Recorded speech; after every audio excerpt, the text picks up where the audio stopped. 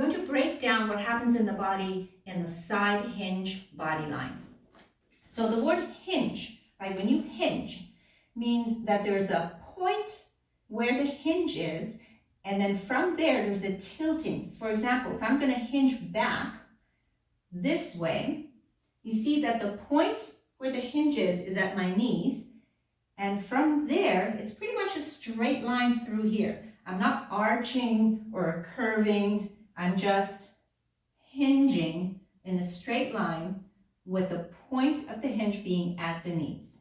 That's a hinge backwards. You can also hinge forward from the hip, where the hinge is here in your hip joint, and you hinge forward. Okay, flat line. So a side hinge, we're hinging to the side. Again, we're not curving, we're not bending, we're tilting and hinging with the hinge being at the hip. And I'm going sideways, so I'm not going forward here, I'm not going back, I'm just going straight to the side.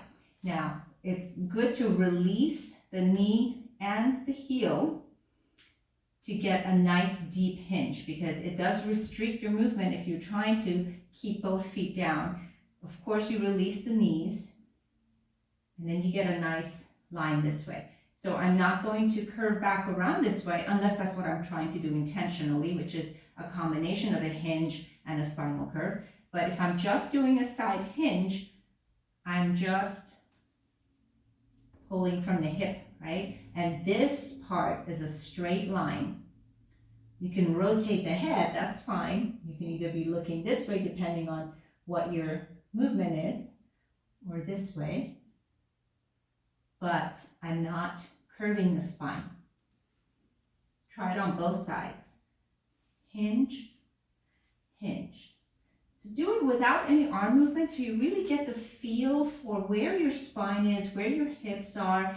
It's really tempting to stick the butt out. I've seen that happen a lot. So you need to use your core here and tuck the hips under and really try to make it a sideways movement, a side hinge, meaning it's very much in the frontal plane, right? Don't make it a sagittal movement, frontal plane.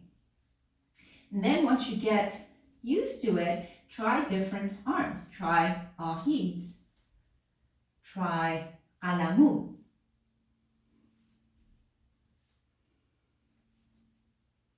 Right? Try different arms and let the body swing around. So you should be able to see the body go up and down, almost like a curve like this, right? Going up and down.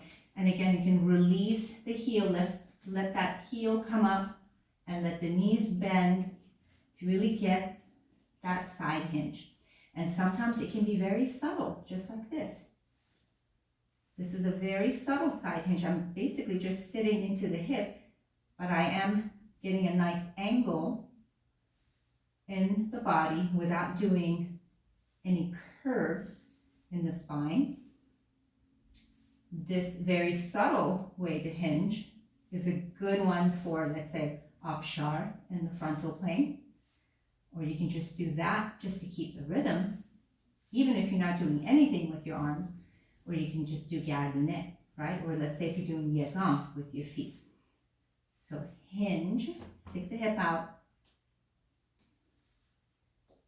release the knees, release one heel, side hinge.